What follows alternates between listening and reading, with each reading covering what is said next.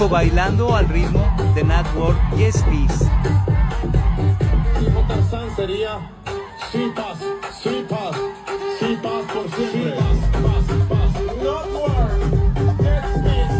The people United States. The parte de the people Bolivarian Republic. ሰላም ጤና ይስጥልኝ ውድ 24/7 ዜና ተከታታዮቻችን የሰዓቱን ዜና ይዤ ቀርብ ያለው እስከ ፍጻሜው አብራችሁን ቆዩ። የምንለቃቸው መረጃዎች እንዲደርሷችሁ ላይክ፣ ሼር እና ሰብስክራይብ ማድረጋችሁ እንዳትረሱ በማለት ወደ ዜናው አለፍ። ኒኮላስ ማዱሮ መያዛቸውን የአሜሪካው ፕሬዝዳንት ዶናልድ ትራምፕ አሳወቁ። የአሜሪካው ፕሬዝዳንት ዶናልድ ትራምፕ አሜሪካ በቬንዙዌላ የተሳካ መጠነ ሰፊ እርምጃ መውሰዷን ገልጸዋል። በተጨማሪም ትራምፕ የቬንዙዌላ መሪ ኒኮላስ ማዱሮ እና ባለቤታቸው ተይዘው መወሰዳቸውን ይፋ አድርገዋል።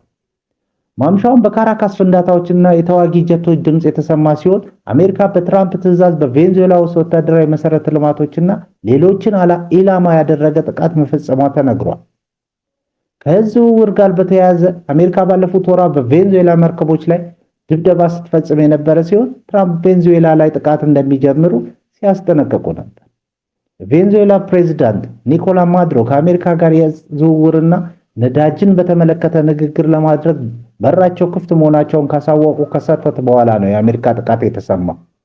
ቬንዙዌላ ጥቃቱ በካራካስ የሚገኘው ወታደራዊና የዜጎችን መሰረተ ልማት ያጠቃ ነበር ብላ ወታደራዊ ራስ ስትል ከመጨረሻው እንደምትፋለመው በመከላከያ ሚኒስትሯ በኩል ማዱሮ እንደተያዙ ትራምፕ ካሳወቁ በኋላ ገለጸች። የቬንዙዌላ መንግስት መላ ሀገሪቱ ይህንን የኢምፔሪያሊስት ወረራ ለመከላከል ንቁ ይሁን በማለት የተመድ የጸጥታ ምክር ቤት አስቸኳይ ስብሰባ እንዲቀመጥ ጠይቋል። የአሜሪካው ጥቃት በገና ዕለት ታቅዶ በናይጄሪያ ጥቃት ምክንያት መራዘሙና የአሜሪካ ጦር ምቹ የአየር ንብረት ሲጠበቅ እንደነበር ተዘግቧል። ጥቃቱ እንደ ኩባ እና ኮሎምቢያ ያሉ የቀጠናው ሀገራት በማውገዝ ተመድ ስብሰባ እንዲቀመጥ ጠይቀዋል። ዶናልድ ትራምፕ ለኒውዮርክ ታይምስ በሰጡት አጭር ቃለ መጠይቅ የተካሄደው ዘመቻ ድንቅ ሲሉ የገለጹ ሲሆን ዘመቻው በስኬት መጠናቀቁንም አድንቀዋል። የአሜሪካው ሲቢኤስ ጋዜጠኛ ጄኒፈር ጃኮብስ የራሷን ምንጮች በመጥቀስ እንደዘገበችው የቬንዙዌላ ፕሬዝዳንት ኒኮላስ ማዱሮ የመያዝ ዘመቻ የተከናወነው በአሜሪካ ጦር ልዩ ተልዕኮ ግብረ ኃይል በሆነው ዴልታ ፎርስ አባላት ነው። የአሜሪካው ባለስልጣናት በኦፕሬሽኑ ወቅት ምንም አይነት የአሜሪካ ወገን ጉዳት እንዳልደረሰ አስታውቀዋል። ከጉዳዩ ጋር ቅርበት ያላቸው ምንጮች እንደገለጹት የአሜሪካ ኃይሎች በሌሊት በፈጸሙ ድንገተኛ ወረራ ጥንዶቹ በመኝታ ክፍላቸው ከአልጋቸው ላይ ጎትተው በማውጣት በቁጥጥር ስር አውለዋቸዋል። እንደ ምንጮች ገለጻ ዘመቻው የተከናወነው በእኩለ ሌሊት ያለምንም ቅድመ ማስጠንቀቂያ ነው። በተጨማሪም ማዱሮ ሊገኙ የቻሉት በቬንዙዌላ መንግስት ውስጥ በሚገኝ ሲአይኤ ሰላይ አማካኝነት እንደሆነ ተገልጿል። ይህ ሰላይ የፕሬዝዳንቱን የውሎ እንቅስቃሴና ከመያዛቸው ጥቂት ቀደም ብሎ የነበረውን ሁኔታ ሲከታተል እንደነበር ተነግሯል። የአሜሪካዊ ስለላ ድርጅት ከመሬት በሚገኙ መረጃዎችና በድብቅ ድሮኖች የታገዘ ክትትልን በመጠቀም የማዱሮና የቬንዙዌላን ሁኔታ ቀጣይነት ባለው መልኩ ለመከታተል የሚያስችል ቁልፍ መረጃ ማቅረቡን ምንጮች መግለጻቸው የሚል ዘገባ በቬንዙዌላ ማህበራዊ ሚዲያ ላይ በሰፊው እየተነገረ ይገኛል። አሁን በወጣው ዜና ማዱሮን የያዘችው አውሮፕላን ኒውዮርክ አርፋለች። ቀደም ሲል በወጡ መረጃዎች መሰረት የማዱሮ ፍርድ ቤት ሂደት እስከ ሰኞ ድረስ ይጀምራል ተብሎ ይጠበቃል። የአሜሪካው ጠቅላይ አቃቢ ሕግ እንዳሳወቀው ማዱሮና ባለቤታቸው በኒውዮርክ ከተማ ክስ ተመስርቶባቸዋል። በማዱሮ ላይ የእጽ ምርትና ዝውውር ጋር የተያያዘ ሴራ፣ ከኮካይን ወደ አሜሪካ የማስገባት ሴራ፣ መትረየሶችና አውዳሚ መሳሪያዎችን በአሜሪካ ላይ ጥቃት ለመፈጸም ለመያዝ ማሴር የሚሉ ክሶች ቀርበውባቸዋል።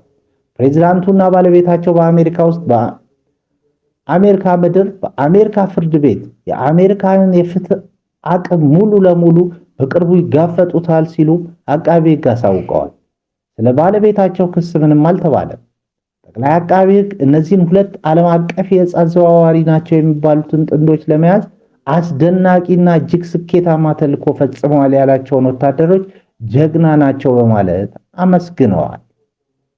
በሌላ ዜና ዶናልድ ትራምፕ ከዚህ በኋላ ላለው ጊዜ አሜሪካ ቬንዙዌላን የተመረጠ መንግስት እስኪመጣ ድረስ አሜሪካ ታስተዳድራለች፣ ትልልቅ የአሜሪካ ኩባንያዎች ነዳጁን ለማውጣት ይሰማራሉ ሲሉ በዋና ከተማዋ ካራካስ የቬንዙዌላ ህዝብ ወጥተው ደስታቸውን እየገለጹና የማድሮን ቢልቦርድ የያዙ ምስሎችን እየቀዳደዱ ይገኛሉ።